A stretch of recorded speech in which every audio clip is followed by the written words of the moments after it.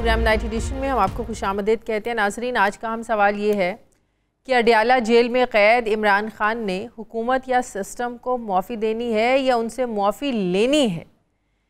ये सवाल इसलिए उठा क्योंकि मुफाहमत और मुज़ाहमत के बावजूद तहरीक इंसाफ पिछले 1.5 साल से इमरान खान को जेल से नहीं निकलवा सकी। फिर भी वज़ीर आला KP के अली अमीन गंडापुर ये बड़ा दावा कर रहे हैं कि इमरान खान ने सबको मुआफ़ करने का कह दिया है और आगे से उन्हें ग्रीन सिग्नल भी मिला है। उम्मीद है जल्द ब्रेक थ्रू होगा। जी हाँ, एक इंटरव्यू में ये सब कहा अली अमीन गंडापुर साहब ने। अली अमीन गंडापुर ये समझते हैं कि अब मंजिल बड़ी करीब है क्योंकि हम अब भी लाजवाब हैं और सिस्टम भी लाजवाब है। नाजरीन, ये पहली बार नहीं हुआ कि जब वज़ीर आला KPK की तरफ से PTI और ताकतवर हलकों के दरमियान ताल्लुकात की बहाली का दावा सामने आया हो। इससे पहले भी कई बार बैकडोर चैनल राब्तों का इशारा वो दे चुके हैं। वो ये भी कह चुके हैं कि गुज़श्ता 26 नवंबर से पहले बानी PTI की अडयाला से बनी गाला मुंतकिली के लिए 80% मामला तय पा गए थे, मगर तब इमरान खान कारकुनों को रिलीफ से पहले अपने रिलीफ पर नहीं माने थे और इस तरह मामला ज़ाहिर रुक गए थे। अब सवाल ये है कि क्या वाकई PTI के लिए तब्दीली की हवाएं एक बार फिर से चलना शुरू हो गई हैं, क्योंकि ये कब रुक जाएं किसी को पता ही नहीं चलता। दूसरा हम सवाल ये है कि क्या दावे के मुताबिक अपनी स्पेस मिलने तक PTI अपना जो एक मोमेंटम है उसको बरकरार रख पाएगी। अली अमीन गंडापुर की तरफ से ये दावा नाजरीन एक ऐसे वक्त में सामने आया है जब हुकूमत से ज़्यादा PTI को पार्टी के अंदर से ही टफ टाइम मिलने का इम्कान जाहिर किया जा रहा है। कहा जा रहा है कि पार्टी के अंदर इख्तलाफात की वजह से ईद के बाद अली अमीन को वज़ीर आला KPK के ओहदे से हटाया जा सकता है। सिर्फ यही नहीं, PTI के अंदर तगड़ा किस्म का, जी हाँ तगड़ा किस्म का फॉरवर्ड ब्लॉक बनने की खबरें हैं कि पंजाब में फॉरवर्ड ब्लॉक बन चुका है, ईद के बाद KPK में बनने जा रहा है और कौमी असम्बली में फॉरवर्ड ब्लॉक बनेगा। सवाल यह है कि मौलाना फजलुर रहमान के साथ सियासी इत्तेहाद बनाने और ईद के बाद सड़कों पर तहरीक चलाने से पहले PTI के अंदर क्या सियासी खिचड़ी पक रही है, फॉरवर्ड ब्लॉक बनने की बातें क्यों हो रही हैं, इनमें कितनी सदाकत है, मैं इस पर बात करूँगी। मुझे ज्वाइन कर रहे हैं नईम हैदर पंजोता साहब। अस्सलाम वालेकुम, तहरीक इंसाफ के रहनुमा हैं। बहुत शुक्रिया आपने वक्त दिया हैदर साहब आपका। सबसे पहले ये बताएं कि ये फॉरवर्ड ब्लॉक बनने की ख़बरों में ज़ाहिर है PTI की जो लीडरशिप है वो तो तरदीद कर रहे हैं, लेकिन कहा जा रहा है कि पंजाब में फॉरवर्ड ब्लॉक बन चुका, ईद के बाद KPK में बनेगा और कौमी असम्बली में बनेगा। क्या ये बातें दुरुस्त हैं? बहुत शुक्रिया, आपने मौका दिया जी। बिल्कुल कोई ऐसी सदाकत नहीं है जी। कुछ लोग अगर ऐसी बात कर रहे हैं या राय दे रहे हैं या उनकी ओपिनियन है या उनको कोई ख्वाब आ रहा है या कोई किसी को कोई मामला है, तो वो उसकी अपनी राय है या उसका अपना एक मौक़िफ़ है, लेकिन प्रैक्टिकली अगर देखा जाए तो कोई ऐसा अमल नहीं है। जहाँ तक बात है कि क्या इख्तलाफात तहरीक इंसाफ के अंदर हैं, तो मैं क्लियर कहना चाहता हूँ कि इमरान खान साहब के पीछे पूरी कौम खड़ी है, तमाम तहरीक इंसाफ खड़ी है, उनके ऊपर किसी किस्म का कोई ना इख्तलाफ है। और अगर हाँ आपस की अगर बात की जाए तो छोटी मोटी बात एक दूसरे से राय का इख्तलाफ हो सकता है, लेकिन ऐसा अमल नहीं है। असल मामला क्या है? असल मामला यह है कि तहरीक इंसाफ को सियासी मैदान के अंदर हराया नहीं जा पा रहा, जिस बुनियाद के ऊपर ये सारा एक नैरेटिव बिल्ड किया जाता है ताकि इस चीज को हाईलाइट किया जाए, फलाना उससे लड़ गया, उसकी उससे लड़ाई होगी। जो मुल्क के मसाइल हैं उस पर क्या कोई बात कर रहा है? तमाम चैनल्स को मैं देख रहा था कि एक हाइप क्रिएट किया है कि तहरीक इंसाफ के अंदर फलां ने ये कह दिया, वकीलों के बारे में ये बात होगी, उसका ये ट्वीट आ गया, इसको लीगल टीम से निकाल दिया। कितने लोग जो हैं वो अमन के हवाले से बात कर रहे हैं। फैसल चौधरी तगड़े वकील थे ना PTI के, इमरान खान के केसेस देख रहे थे ना, वही बात, ये वो भी यही बात कर रहे हैं कि सियासी लोगों को कोई तजुर्बा ही नहीं है, उन्हीं की वजह से मामला ख़राब हो रहे हैं। फवाद चौधरी साहब ने भी बड़ी ये बात की है। PTI के अंदर के लोग जब ये बातें करेंगे, अब फिर बाद में आप लोग ये कहते हैं हाँ उस फलां को निकाल दिया, फलां को निकाल दिया, इसलिए वो बात कर रहा है। जाहिर है PTI के अंदर जो वक्त गुजारता है, PTI के अंदर इख्तलाफात हों, PTI के अंदर जो मसाइल हों, उससे बेहतर तो कोई नहीं बता सकता। फैसल चौधरी साहब भी बबांग दोहल ये बात कर रहे हैं कि इस वक्त जो मौजूदा सियासी क़यादत है उनको कोई सियासी तजुर्बा नहीं है, जिसकी वजह से आपके मामलात ख़राब हो रहे हैं मज़ीद। देखिए, बात यह है कि जितनी मौजूदा क़यादत है, इस क़यादत के हवाले से अगर बात की जाए तो उस क़यादत का इंतखाब किसने किया है? चेयरमैन ताहयात चेयरमैन तहरीक इंसाफ जनाब इमरान अहमद खान न्याजी साहब ने। तो जब उन्होंने इनका इंतखाब किया जिसके बारे में ये कहते थे कि इसे कोई सियासी सूझबूझ नहीं है, और फिर दुनिया ने साबित किया और इमरान खान ने साबित करके दिखाया कि जनाब इस वक्त जो है अडयाला जेल के अंदर बैठा हुआ इमरान खान अगर किसी मामले के अंदर बैठा नहीं होता तो आपके मसाइल हल नहीं होते। उसकी शमूलियत के बगैर आप मुल्क के अंदर अमन भी नहीं ला पा रहे, क्योंकि उसके पीछे आवाम की सपोर्ट है। देखें, ये एक नैरेटिव है, एक मौक़िफ़ है। वो लोग जो इस वक्त इस मौजूदा माहौल के अंदर जुल्म और सितम जबर सारे सहते हुए साथ खड़े हैं, केसेस बर्दाश्त कर रहे हैं, इमरान खान के नजरिए को सपोर्ट कर रहे हैं, फ्रंट फुट पे लड़ रहे हैं, चाहे मीडिया हो, चाहे एहतजाज हो, चाहे कोई जलसा हो, कोई रैली हो, कोई भी चीज हो, उसके बावजूद वो पीछे नहीं हटे। तो ये कैसी नाकामी है? अली अमीन गंडापुर साहब की भी सीट को खतरा है। देखिए, अली अमीन गंडापुर साहब की सीट के हवाले से तो मैंने नहीं देखा कि खान साहब ने कहा है कि कोई ईद के बाद उसे चेंज किया जाए। आपको पता है कि एक नैरेटिव बिल्ड किया जाता है, इमरान खान जिसको समझेंगे, और वो नैरेटिव कौन बिल्ड करता है? पार्टी के अंदर के लोग। अब खान साहब से जाकर नून लीग के लोग तो नहीं मिलते, पीपल्स पार्टी के लोग तो नहीं मिलते, पीटीआई के लोग मिलते हैं, तो उनको तो वही नैरेटिव पता चलेगा जो पीटीआई के लोग बता रहे हैं अंदर जाके। नहीं, देखें, बिल्कुल पीटीआई के लोग नहीं नैरेटिव बिल्ड कर रहे। ये आपको पता है कि जो सियासी तौर पर हार चुके हैं उनका ये फोकस है, उनके हामियों का ये फोकस है, और उस फोकस को उजागर करते हुए मैं आपको एक छोटी सी मिसाल दे दूं। एक बात की गई कि मुझे खान साहब ने कहा कि मुझे पता है कि कौन कौन मिलने आ रहा है अंदर, और ये किसकी आशीर्वाद से आ रहे हैं, क्या पैगाम लेकर आ रहे हैं, तो मुझे ये सारा पता है। अच्छा, ये एक बात चलाई गई, ये पिछली मुलाकात की, ये बात हुई ही नहीं है। मतलब आप वहाँ इतने रहनुमा थे, बाबर अवान साहब थे, सलमान राजा साहब थे, ज़हीर अब्बास साहब थे, नियाजुल्लाह न्याजी साहब थे, तमाम लोगों से आप फोन कॉल के ऊपर ले लीजिए उन्हें। एक बंदा भी अगर ये कह गया कि ये बात हुई है तो फिर आप कहिएगा कि आप झूठ बोल रहे हैं। तो ये किसने खबर चलाई? इन्हीं लोगों ने, जो नहीं चाहते कि तहरीक इंसाफ जो है वो जो जुल्म उजागर कर रही है, जो मुल्क के अंदर फस्तायत के खिलाफ लड़ रही है, जो मुल्क में छापे मारे जा रहे हैं, गिरफ्तारियां हो रही हैं, चादर चारदीवारी का तकद्दस पामाल किया जा रहा है, पीका एक्ट लेकर आए हैं कि साफी बात ना करें, 26वीं तरमीम लेकर आए हैं ताकि जजेस अपने अंडर कर ली जाएं। वो तमाम चीजें जो हैं जो उजागर कर रही है उस चीज को ना किया जाए, बल्कि इस मौक़िफ़ के ऊपर लाया जाए कि इमरान खान से कोई जो है वो ऐसे लोग मिल रहे हैं जिसके बारे में खान साहब भी ये बात कर रहे हैं कि देखें ये किधर से आए। फिर एक और बात की गई कि उन्होंने कहा है कि जो है वो सड़कें जो हैं वो बड़ी इस ईद के बाद गर्म ही गर्म नजर आएंगी, और हर तरफ जो है वो खान साहब ने कोई स्टेटमेंट चला रहे थे। देखिए, खान साहब ने एक मौक़िफ़ दिया है, वो मौक़िफ़ ये था कि जितनी जमातें इस वक्त अपोजिशन के अंदर हैं उनके साथ बातचीत के तय किया जाएगा, टाइम वगैरह किस तरह से हमने करना है, लेकिन उन्होंने जरूर ये कहा था स्ट्रीट मूवमेंट की तरफ हम बढ़ेंगे, हर तरफ मूवमेंट में आपको भी पता है कि जब तक मौलाना की जमात शामिल नहीं होगी कोई तगड़ी स्ट्रीट मूवमेंट आप लोग चलाने के काबिल नहीं है इस वक्त। मौलाना साहब के हवाले से तो अभी भी तहफ़्फ़ुज़ात आप लोगों को भी हैं, आप लोगों से ज़्यादा उनको तहफ़्फ़ुज़ात हैं। एक बार फिर से अली अमीन गंडापुर साहब ने जो बात कर दी कौमी सलामती कमेटी में कि उन्होंने मौलाना साहब के सामने 2 सवाल रखे, उन्होंने जवाब ही नहीं दिया। अब फिर JUI के लोग कह रहे हैं कि इमरान खान की ख़ास हिदायत के बावजूद PTI के अंदर से तनकीद हो रही है। तो लगता तो ऐसे ही है कि PTI के अंदर कुछ लोग ऐसे हैं को जो चाहते नहीं है कि मौलाना के साथ भी मामलात सुधरे PTI के और वो साथ चले PTI के।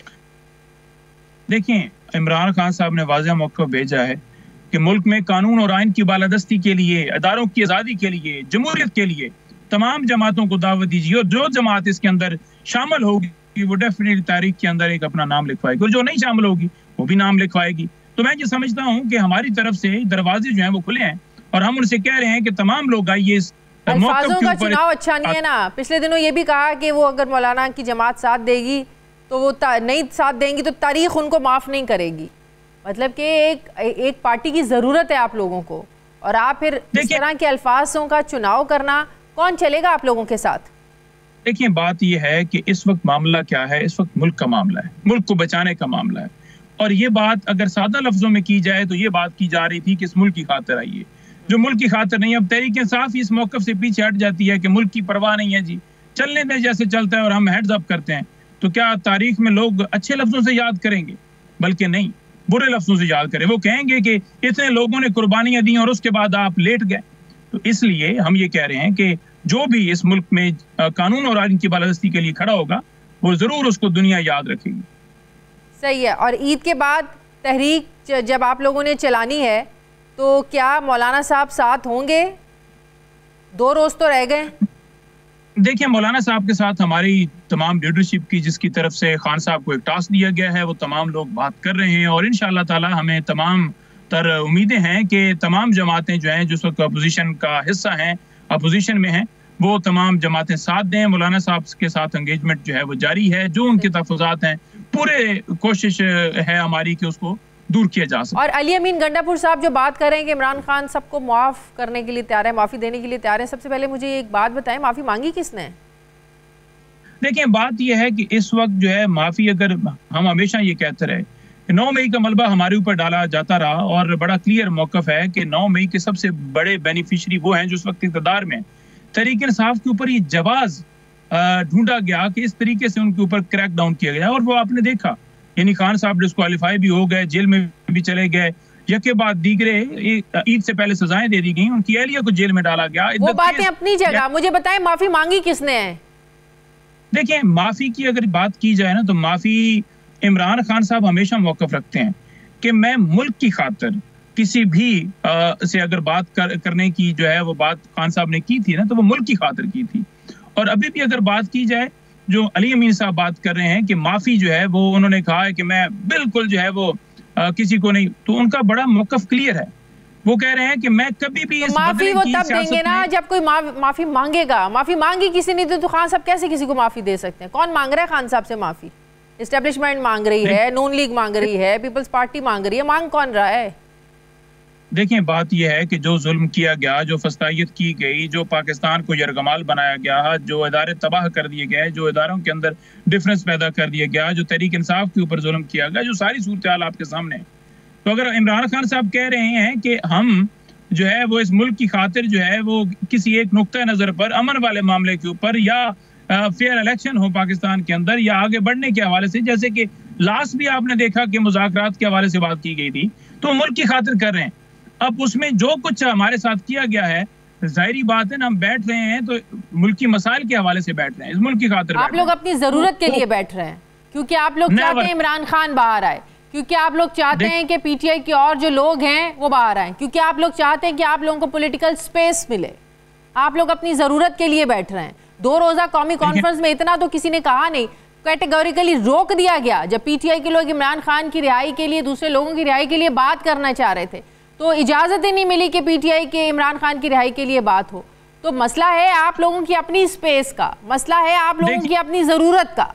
पहली बात ये है, पहली बात मैं आपको क्लियर, खान साहब ने आज तक किसी जगह के ऊपर ये नहीं कहा कि मेरी रिहाई के हवाले से कोई मुतालबा रखिए किसी भी मुज़ाकरात के अंदर या किसी भी मामले के ऊपर। इमरान खान कभी भी ये नहीं कहते, बल्कि हम जैसे बंदा बाहर से जाता है ना, तो एक होता है कि यार उस पे पर्चा हो गया, मेरे पे है, फलाने पे है, ये छापा, एक टेंशन होती है। लेकिन इमरान खान को मिलकर कभी भी ये नहीं लगा कि वो बंदा टेंशन के अंदर है, बल्कि वो हमें हौसला देता है। नंबर 1 आपको क्लियर होना चाहिए। नंबर 2 बात यह है कि ये मुतालबा मेरा या किसी 2 लोगों का या 10 लोगों का नहीं है कि इमरान खान साहब बाहर आए। इस पूरी कौम का मुतालबा है कि इमरान खान साहब बाहर आए, क्योंकि इमरान खान साहब वो वाहिद लीडर हैं जो इस मुल्क को बेहतर कर सकते हैं, बेहतर तरीके से चला सकते हैं, बचा सकते हैं। क्योंकि इन्होंने मुल्क को जिस तरह से आपने 2 सालों में देखा या 35 साल से जब से जो इक़्तिदार में आया है, जो सिर्फ और सिर्फ अपनी जेबें माल मंत्र बनाते हैं, इक़्तिदार की खातिर बैठे हैं, वो बैठा है इस मुल्क की खुदाई की खातिर, आजाद खर्जा पॉलिसी की खातिर, अपने इदारों की आजादी की खातिर, अमीर और गरीब के लिए तमाम तर कानून बराबरी की खातिर। तो वो बात कर रहे हैं आपके लिए, इस मुल्क के लिए बात कर रहे हैं, तो आप इसे ना लीजिए इमरान खान की रिहाई। बहुत शुक्रिया नईम हैदर पंचौता साहब मेरे साथ थे, तहरीक इंसाफ के रहनुमा। बहुत शुक्रिया आपका। मुझे ब्रेक लेनी है नाज़रीन, वापस आते हैं एक वक्फे के बाद।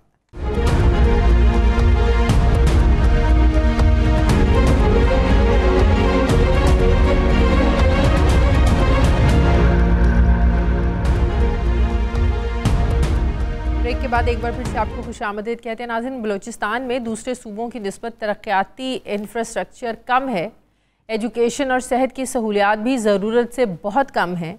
इस बात से भी कोई इनकार नहीं कि सूबे में सिक्योरिटी इशू भी बलोचियों के लिए एक बहुत बड़ा मसला है। लेकिन ये मसाइल या हुकूक का कम होना किसी को ये जवाज़ देता है कि वो रियासत के साथ बगावत करे या हुकूक की जंग को फ्रीडम फाइट का नाम देकर दहशतगर्दी करे।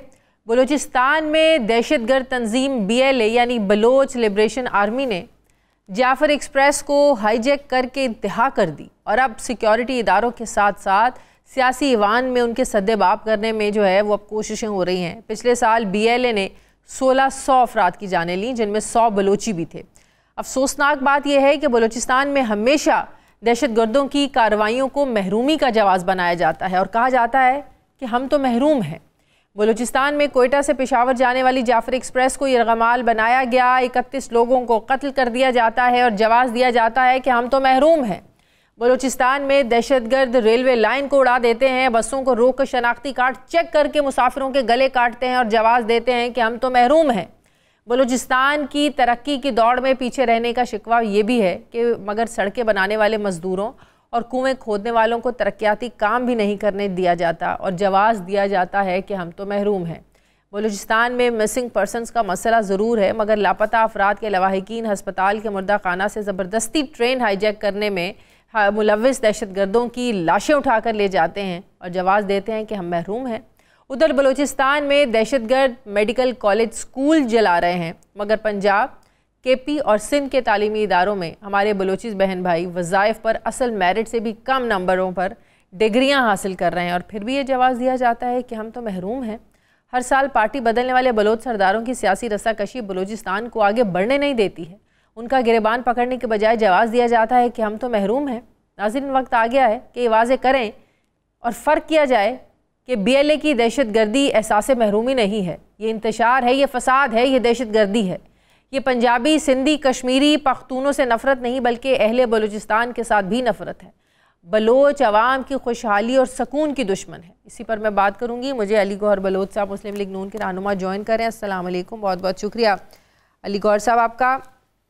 प्राइम मिनिस्टर की ज़ेर सदारत जो इजलास हुआ, बड़े आम उसमें फ़ैसले हो रहे हैं कि किस तरह दहशतगर्दी से निमटना है, किस तरीके से इसको हमने जो है जिसका प्रोपेगेंडा है उसकी सोशल मीडिया के ज़रिए उससे लड़ना है।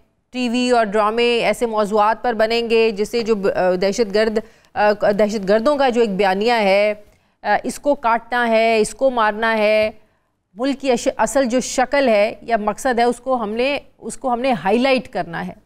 लेकिन हमने देखा कि सियासतदानों का भी वहाँ पर एक रोल है। वहाँ पर हमेशा यही सुनने को मिलता है, वसाइल नहीं है, लेकिन वसाइल से भरपूर है वो जगह। वहाँ पर लोग पढ़ना चाहते हैं, वहाँ यूनिवर्सिटीज़ और स्कूल वैसे नहीं हैं जैसे पंजाब और सिंध और KP यहाँ पे लोग जो है ना उसको करते हैं। तो क्या वजह है कि वहाँ हुकूमतें भी बनती हैं, लोग वोट भी देते हैं, फिर भी हमेशा महरूमी का रोना रोया जाता है? बिस्मिल्लाहिर्रहमानिर्रहीम। आपने अपने इंट्रो में बिल्कुल सही इसका तजिया किया है और सूरत हाल बिल्कुल आपने ठीक बताई है कि ग्रास रूट लेवल पर उन सहूलियात का ज़रूर फुकदान है कि जो कि आम आदमी को और आम पाकिस्तान के शहरी तक और ख़ास तौर पर बलूचिस्तान की आवाम तक पहुंचना चाहिए। लेकिन और मैं समझता हूं कि उसकी ज़िम्मेदारी जो है वो जो लोकल लीडरशिप है अरसा दराज से उन तमाम पार्टीज पर भी आती है। मेरा ख्याल है कि सूबे को उसके वसाइल बराबरी की सतह पर ज़रूर मिलते रहे हैं, लेकिन इस वजह को भी जांचने की ज़रूरत है कि वो ग्रास रूट लेवल तक वो वसाइल क्यों नहीं पहुँचे। और मेरा ख्याल है कि अब ईवानों में ये चीज़ें जो हैं ये ज़ेरे बहस हैं और इनका तदारक किया जाएगा और ग्रास रूट लेवल तक वो सहूलियात भी पहुँचाई जाएंगी, उस इंफ्रास्ट्रक्चर को भी बेहतर किया जाएगा और जो सूबे की तरक्की है उसको भी किया जाएगा।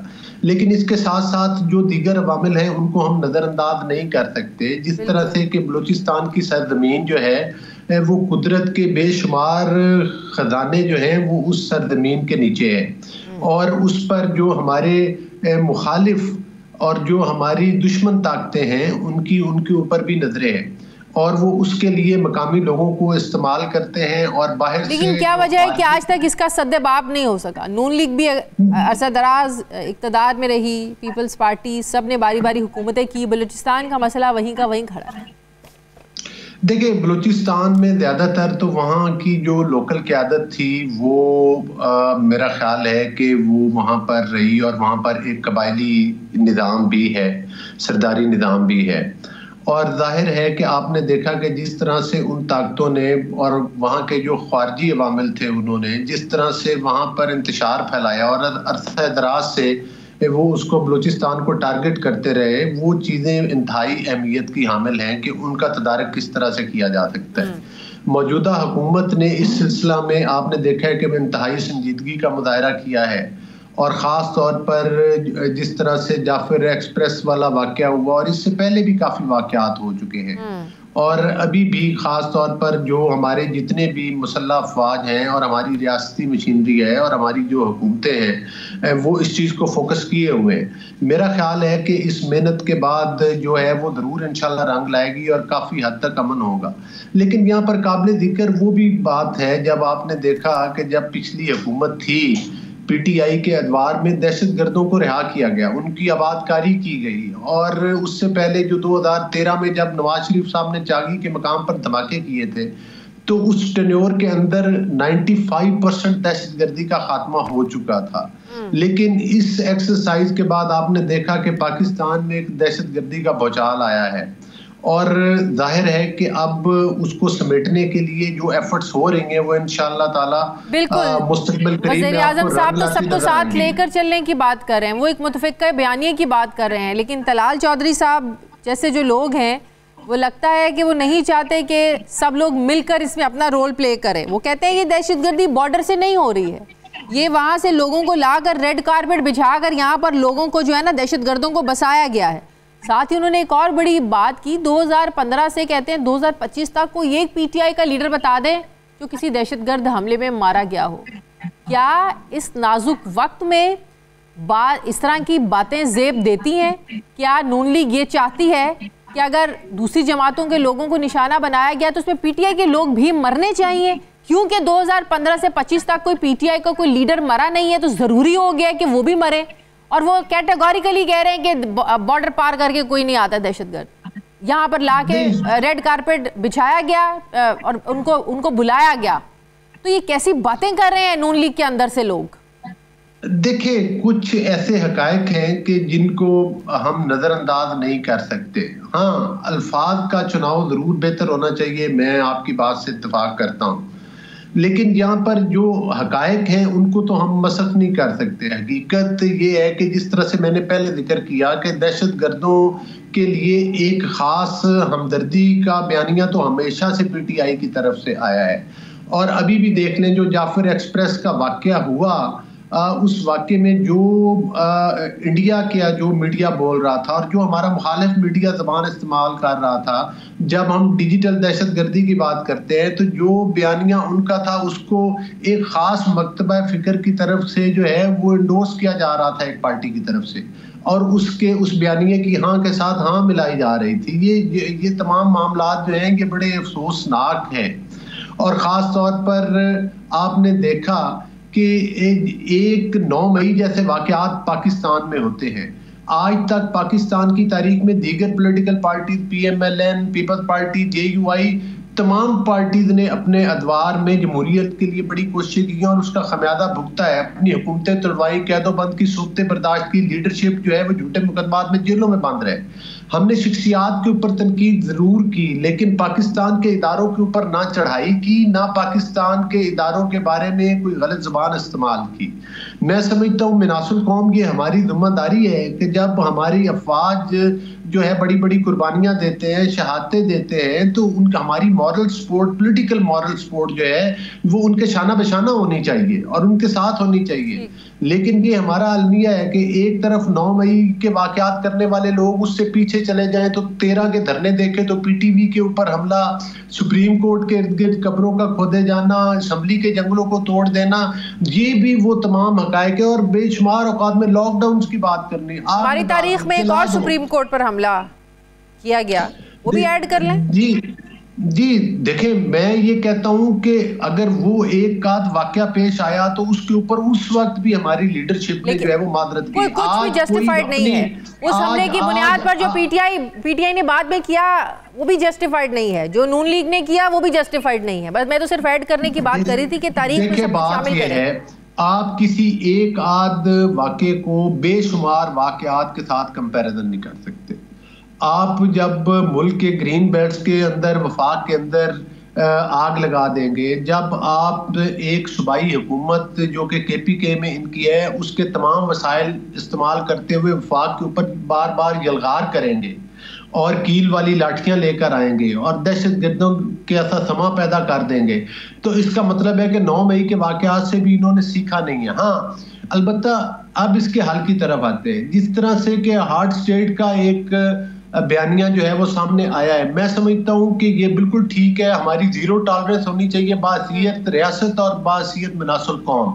इसमें कोई भी पॉलिटिकल पार्टी हो उसको किसी सूरत भी इजाजत ना दी जाए कि वो मुल्क में दहशतगर्दी की कार्रवाइयां करे और मुल्क के निज़ाम को सोबताज करे और पाकिस्तान में इंतशार फैलाए, चाहे वो खारजी अवामिल हो या चाहे वो लोकल हो। और जब हमारी जीरो टॉलरेंस होगी तो मैं समझता हूँ कि इन चीज़ों का तदारक होगा। हमारे पड़ोसी ममालिक, इवन अफगानिस्तान, इंडिया, दीगर जो हमारे पड़ोसी ममालिक है, कौन सा ऐसा मुल्क है जो अपने मुल्क के अंदर दहशतगर्दी की इजाज़त देता है?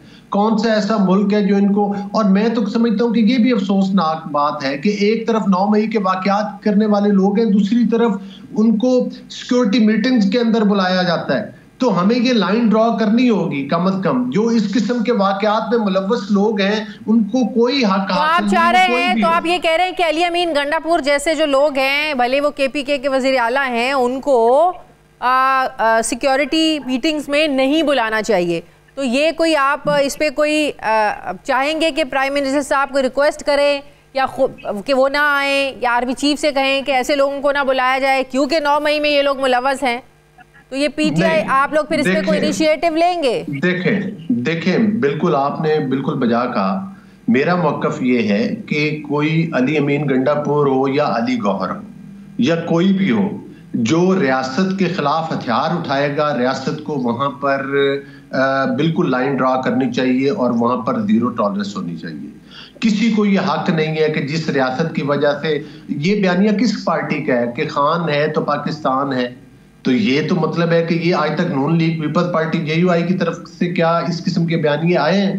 तो अगर ये हम कब तक हम अपनी सॉफ्टनेस दिखाएगी रियासत, और फिर ये उसका फिर रिजल्ट ये निकलता है कि फिर 9 मई जैसे वाक़यात होते हैं, उसका रिजल्ट ये निकलता है कि फिर इस्लामाबाद के ऊपर हमले होते हैं, उसका रिजल्ट ये निकलता है कि फिर ग्रीन बेल्ट्स को आग लगाई जाती है। तो इससे तो आप एक और बात की तरफ जा रहे हैं कि KPK के मामलात को फिर आप लोगों को फिर देखना ही नहीं चाहिए। KPK क्या पाकिस्तान का हिस्सा नहीं है? अब ये तो एक हकीकत है ना कि PTI की हुकूमत है, वहाँ के लोगों ने PTI को चुना है, वहाँ के जो वज़ीर आला हैं उनका ताल्लुक PTI से है। क्या आप लोग ये भी हकीकत मानने को तैयार नहीं है? तो फिर PTI क्योंकि PTI की हुकूमत है तो KPK से साथ मामलात बंद कर दें आप लोग, फिर कोई इनिशिएटिव लें फिर आप लोग। इनके अदवार में आपने देखा कि इनके अदवार में जिस तरह से मैंने पहले आपको बताया है कि दहशतगर्दों को छोड़ा गया था, इनके अदवार के अंदर जो है ये इंतशार की सियासत लाने वाले कौन से लोग हैं? अगर हम एक तरफ कहते हैं कि हमने बलूचिस्तान में जो दहशतगर्दी का खात्मा करना है और जो हमारे ज़ेरे ज़मीन वसाइल है उसको निकाल कर वो पाकिस्तान के ऊपर निछावर करना है और पाकिस्तान के अवाम के ऊपर निछावर करना है, अमन को बहाल करना है, तो उसके लिए फिर हमें कोई लायामल तो बनाना पड़ेगा। एक तरफ TLP ने एक दफा एहतजाज किया, इन्होंने सीधी गोलियां मारी, उस पार्टी के ऊपर पाबंदी लगाई, उसको दहशतगर्द करार दिया और साथ ही साथ ये भी कहा कि इनको फंडिंग बाहर से होती है। ये तो इनका अपना जमहूरी किरदार था जो इनके अदवार में आपने देखा है। लिहाजा इस तरह से तो जो कोई भी अगर दहशतगर्द पार्टी है और वो कहती है कि हम पॉपुलर हैं और हम पाकिस्तान के अंदर जो है वो हुकूमत करना चाहते हैं, तो क्या बाकी दहशतगर्द पार्टी को इस किस्म की इजाजत देंगे? बहुत शुक्रिया अली गौहर बलोच साहब, बहुत शुक्रिया। मुस्लिम लीग नून के रहनुमा मेरे साथ थे, बहुत शुक्रिया आपका। मुझे ब्रेक लेनी है नाज़रीन, वापस आते हैं वक्फे के बाद।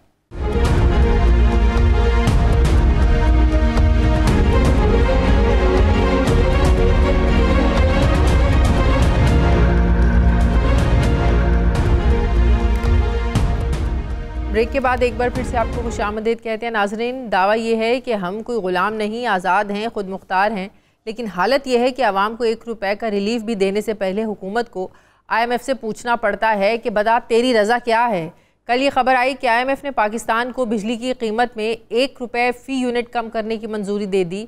जी ज़रा जुमले पर अगर गौर करें, मंजूरी दे दी IMF ने और बिजली पर टैक्सों में कमी करने से इनकार कर दिया। IMF की इजाज़त मिलने की देर थी कि वफाकी हुकूमत ने बिजली का टैरिफ ₹1.71 फ़ी यूनिट सस्ता करने की हुज्जत तमाम करके नेपरा को भी बता दिया कि जनाब क्रेडिट लेने का वक्त हुआ चाहता है। हुकूमत आज़ाद पाकिस्तानियों की, लेकिन फ़ैसले उनके जिनसे कर्ज लिया है।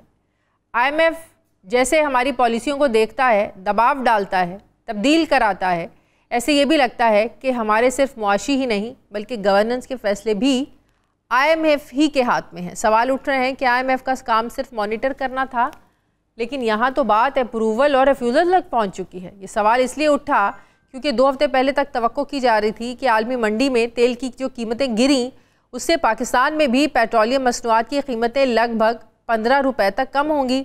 मगर फिर वज़ीर-ए-आज़म शहबाज शरीफ का हैरत अंगेज़ ऐलान सामने आता है कि पेट्रोल की कीमतें तो वैसे ही रहेंगी, जबकि इसका रिलीफ आवाम को बिजली के बिलों में दिया जाएगा। अब रिलीफ मिला तो वो भी ना होने के बराबर, यानी अगर यूनिट की औसत कीमत ₹50 लगाई जाए तो सस्ता कितना किया गया? ₹1.5 सस्ता किया गया। इस मामले से जुड़ी मुझे पिछले साल की भी कहानी अभी याद आ गई कि पिछले साल 31 मई को वज़ीर-ए-आज़म हाउस की तरफ से मीडिया को ये खबर जारी की गई कि वज़ीर-ए-आज़म शहबाज शरीफ ने पेट्रोल फ़ी लीटर ₹15 जबकि डीज़ल ₹7 कम करने की हिदायत की। मगर वज़ारत ख़जाना ने वज़ीर-ए-आज़म की हिदायत को नज़रअंदाज किया और पेट्रोल की कीमत में ₹4.74 जबकि डीज़ल की कीमत में सिर्फ ₹3 की कमी का नोटिफिकेशन जारी किया। दूसरी तरफ जहां ये खबर आ रही है कि पाकिस्तान और IMF के दरमियान $1.3 अरब कर्ज के लिए स्टाफ लेवल मुआहिदा तय पा गया है, वहीं ये खबर भी आई है कि पाकिस्तान नए माली साल का बजट IMF से मुशावरत के बाद ही पेश कर सकेगा। कहा जा रहा है कि अगले साल के बजट की तैयारी के लिए IMF का एक जो डेलीगेशन है, जो वफ्द है, ये 4 अप्रैल को पाकिस्तान आ रहा है। सवाल ये है कि IMF की निगरानी में क्या हुकूमत अवामी बजट दे पाएगी? वैसे तो हर साल अवामी बजट तो होता नहीं है, लेकिन क्या इस बार कोशिश करेंगे? हुकूमत टैक्स नेट बढ़ाएगी या पहले से टैक्स देने वालों पर मज़ीद बोझ डालेंगे? आखिर पाकिस्तान में पहले से टैक्स देने वालों और बिजली का बिल देने वालों का हर बार हदफ उनको ही क्यों बनाया जाता है? डॉक्टर खाकान नजीब साहब माहिर मौशूआत मुझे ज्वाइन करें। अस्सलाम वालेकुम, बहुत बहुत शुक्रिया डॉक्टर साहब आपका।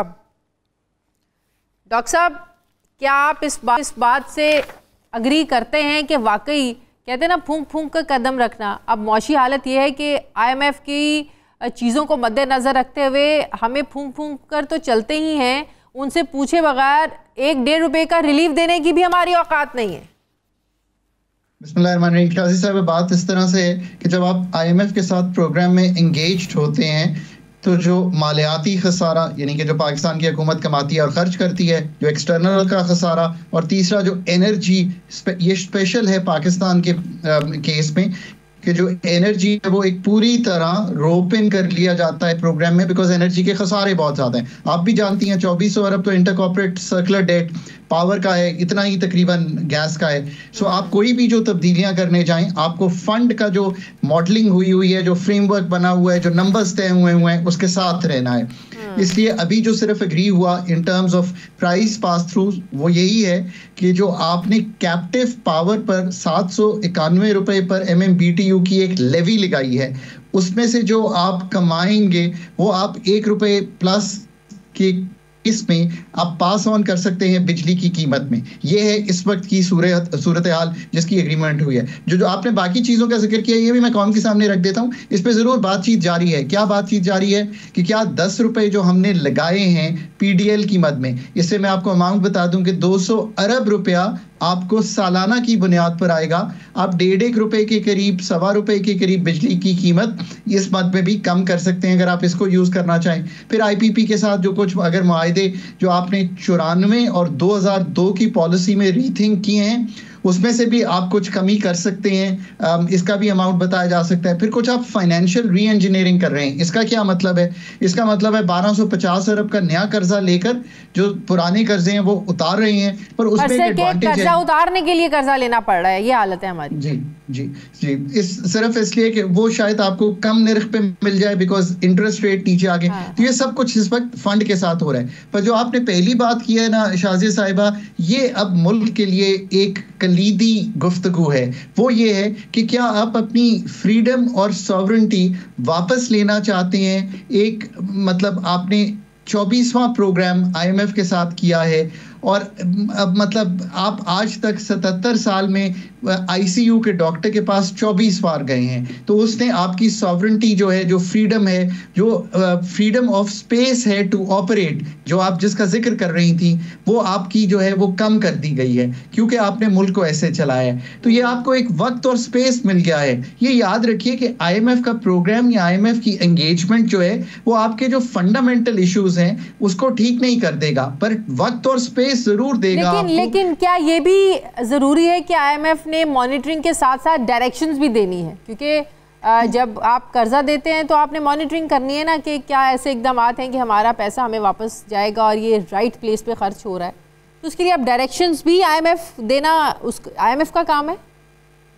So it's very important to understand here कि IMF जो है वो एक ICU का डॉक्टर है।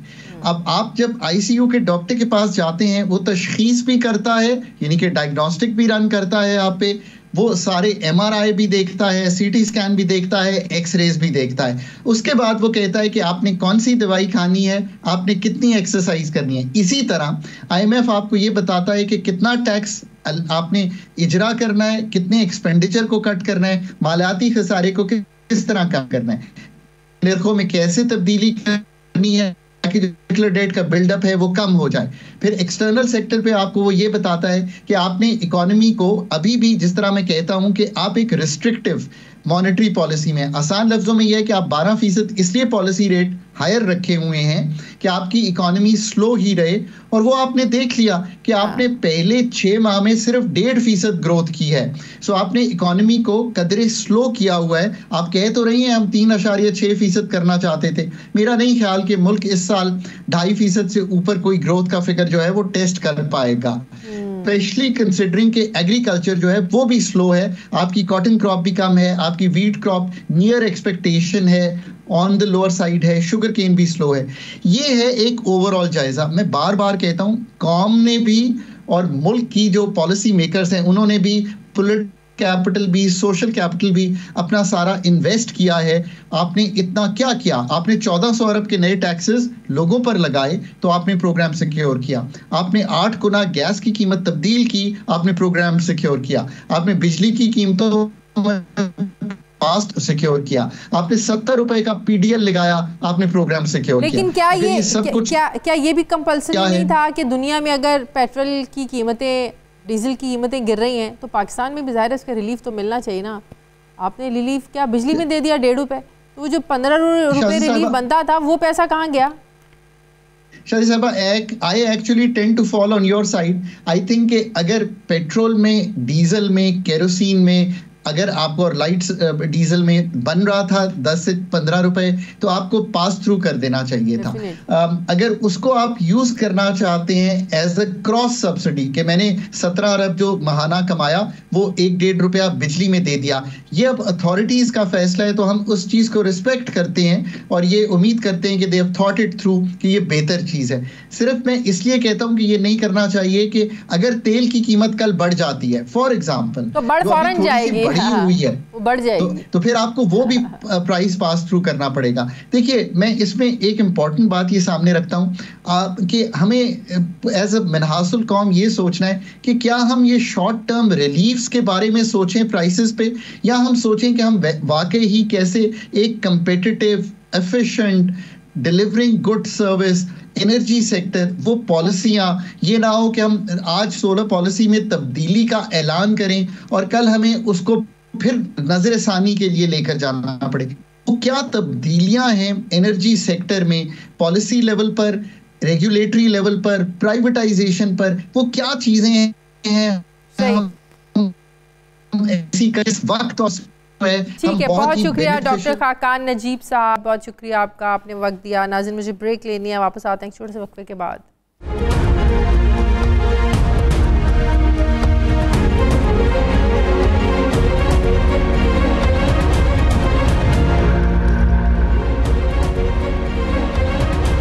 बाद एक बार फिर से आपको खुशामदीद कहते हैं। नाज़रीन, पाकिस्तान में मुबैना इंसानी हुकूक की खिलाफ वर्जियों और बानी PTI इमरान खान की रिहाई के लिए एक बार फिर से अमेरिका से आवाज़ें उठना शुरू हो गई हैं।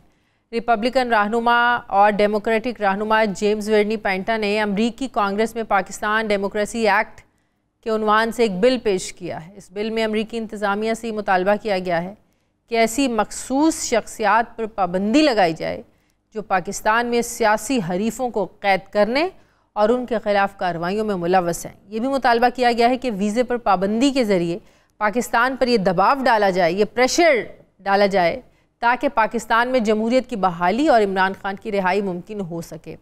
बिल में कहा गया है कि अगर पाकिस्तान ने इंसानी हुकूक की सूरत हाल को बेहतर बनाने के लिए इक़दाम नहीं किए तो 180 दिन के अंदर अंदर पाकिस्तान पर पाबंदियाँ लगाई जाएँ। इस बिल में US global human rights accountability act का हवाला दिया गया है, जो अमेरिका को इंसानी हुकूक की खिलाफ वर्जियाँ करने वाले अफराद के अमेरिका में दाखिले को रोकता है। सवाल ये है कि क्या अमेरिकी कांग्रेस पाकिस्तान डेमोक्रेसी एक्ट की मंजूरी देगी? इस कानून साजी के पाकिस्तान पर क्या असरात होंगे? क्या अमेरिका पाकिस्तान के अंदरूनी मामलात में मुदाखलत कर सकता है? तो क्या एक बार फिर से हम ये समझेंगे PTI की स्ट्रॉन्ग लॉबिंग का नतीजा है? ये सब कुछ PTI करवा रही है। आपको याद होगा नाजरीन कि इससे पहले अक्टूबर 2024 में भी अमेरिकी कांग्रेस के 60 अरकान ने साबिक अमरीकी सदर जो बाइडन को ख़त लिखा था, जिसमें मुतालबा किया गया था कि पाकिस्तान में मुबैना इंसानी हुकूक की खिलाफ वर्जियों और इमरान खान की रिहाई के लिए जो बाइडन इस्लामाबाद पर दबाव डालें, मगर उनकी तरफ से इस बात पर कोई एक्शन नहीं लिया गया था। इस बार बिल पेश करने वाले जो विल्सन ईवान की खारजा अमूर और आर्म्ड सर्विसेज की कमेटियों के अहम रुकन हैं। वो रिपब्लिकन पॉलिसी कमेटी के सरबराह भी हैं। जो विल्सन को अमरीकी सदर डोनाल्ड ट्रंप का करीबी दोस्त भी समझा जाता है। बिल पेश करने वाले दूसरे रुकन डेमोक्रेट जेम्स हैं, जो अमरीकी बहरिया के साबिक इंटेलिजेंस अफसर रह चुके हैं। तो क्या इस बार अमरीकी सदर डोनाल्ड ट्रंप पाकिस्तान पर कोई दबाव डाल सकते हैं? और सबसे अहम क्वेश्चन ये है कि क्या तहरीक इंसाफ की जो स्ट्रैटेजी है दोबारा स्पेस बनाने की, इमरान खान को रिहाई दिलवाने की, क्या ये दुरुस्त है या पाकिस्तान के लिए नेगेटिव है? मैं बात करूंगी, मुझे ज्वाइन कर रहे हैं ब्रिगेडियर मसूद साहब। अस्सलाम वालेकुम, बहुत बहुत शुक्रिया ब्रिगेडियर साहब, आपने वक्त दिया। ब्रिगेडियर साहब, ये जो अमेरिका में जो आवाज़ें उठ रही हैं पाकिस्तान डेमोक्रेसी एक्ट के उन्वान से जो बिल पेश किया जा रहा है, ये जो सारी डिटेल अभी मैंने अपने इंट्रो में शेयर की है कि अमेरिका में ऐसे लोगों पर, पाकिस्तानी लोगों पर पाबंदी लगाई जाए जो इंसानी हुकूक की खिलाफ वर्जियाँ कर रहे हैं, जिनकी वजह से इमरान खान बाहर नहीं आ पा रहे हैं, जिनकी वजह से ये तहरीक इंसाफ के और लोग कैद में हैं। आपको लगता है कि ये PTI दुरुस्त ट्रैक पर चल रही है? ये कहाँ लेकर जा रही है मुल्क को?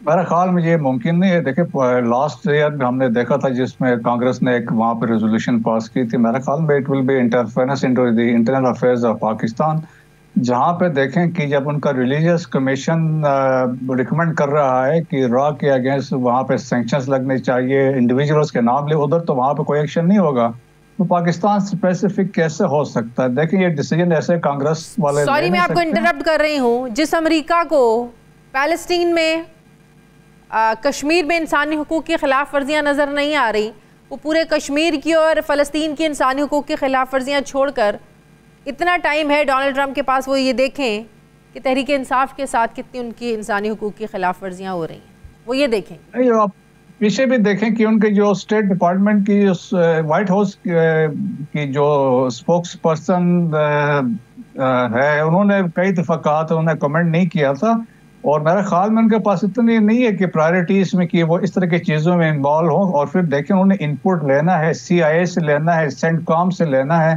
तो मेरा ख्याल में वो ऐसा पॉलिटिकल इस तरह चीज़ों में इन्वॉल्वमेंट, इंटरफेरेंस नहीं करेंगे। और पाकिस्तान को वैसे भी देखें, ट्रम्प ने इनिशियली वी हैव सीन कि अब शरीफुल्लाह को हैंड ओवर किया तो उन्होंने पाकिस्तान का शुक्रिया अदा किया और पाकिस्तान की सिंसियरिटी। और अभी सेकेंडली देखें कि अभी उन्होंने फितना और खारिज को, अभी जो 18 जो उनके एजेंसीज थी intelligence, they have declared a potential threat to world peace. तो मेरे ख्याल में पाकिस्तान की इंपॉर्टेंस भी आ गई है। पाकिस्तान को वो दे विल स्ट्रेंथन पाकिस्तान, वो पाकिस्तान के साथ कोऑपरेट करेंगे। ऐसे मौके पर मुझे नहीं लगता है कि वो पॉलिटिकली मोटिवेटेड ऐसे चीजों में जो पीछे भी पास्ट में भी होते हैं। आप समझते हैं कि तहरीक इंसाफ की जो लॉबिंग है, ये नेगेटिव लॉबिंग कर रहे हैं बाहर? यकीनन सर्टनली देखें ना, जब पाकिस्तान स्टेट ऑफ पाकिस्तान के खिलाफ आप कहीं बाहर बैठ के कोई ऐसा आप लाहे अमल तय करते हैं जिसमें आपकी कोशिश ये होती है कि आप जो malign the state institutions of the country या लीडरशिप के अगेंस्ट कोई चीज़ करते हैं, तो ये आपके मलेशियस से देखें ना डिज़ाइन से, और बाय डिज़ाइन आप ऐसा कर रहे हैं। और पास में भी ऐसा मुमकिन नहीं हुआ तो आगे फ्यूचर में भी ऐसा नहीं हो सकेगा। बिल्कुल सही। एक बार फिर से अमेरिका ज़ाहिर है हमेशा से जौहरी प्रोग्राम की बात करता है। अमेरिकी महकमा तिजारत ने 19 कंपनीज़ पर आपको पता है पाबंदी भी लगाई है। ये भी इल्ज़ाम लगाया है कि कंपनियां पाकिस्तान के बैलिस्टिक और जौहरी प्रोग्राम में मदद फराम कर रही हैं। तो इस चीज़ को कितना आप समझते हैं कि ख़तरा है? देखें, ये it's not the first time, और जो पहले भी हमारी जो कंपनीज थी पिछले साल भी लगी थी, उससे आगे भी लगी थी, फिर चाइनीज़ भी थी, फिर कोई बेलारूस की कंपनीज थी उनको भी उन्होंने लगाई थी। और देखें, ये एक किस्म की रूटीन की एक्टिविटीज़ है, लेकिन हम ये कहते हैं कि आप एट द सेम टाइम यही चीज़ें इंडिया पे भी इम्प्लीमेंट करें। एग्नी 5 उन्होंने बनाया, वो इंटरकॉन्टिनेंटल बैलिस्टिक मिसाइल है, तो उधर वहाँ पे कोई बात नहीं हो रही है। Similarly they are getting things from Russia, उस वक्त से ले रहे थे, तो उस वक्त उनको उन्होंने एक किस्म की रिलैक्सेशन दे दी थी कि आप वो चीज़ें ले सकते हैं। तो पाकिस्तान एक्सपेक्ट करता है फेयर किस्म का जो डीलिंग अमेरिका से। तो मेरा ख्याल में जो हमारे एम्बेसडर्स हैं और जो हमारे मिलिट्री टू मिलिट्री रिलेशंस है, वो सर्टेनली दे विल प्रिवेल। ठीक है, बहुत बहुत शुक्रिया ब्रिगेडियर रिटायर्ड मसूद साहब, बहुत अपने वक्त दिया। नाज़रीन, प्रोग्राम का वक्त खत्म हो गया। फीडबैक दें, अपना ख्याल रखें, मुझे इजाज़त दें, अल्लाह हाफ़िज़।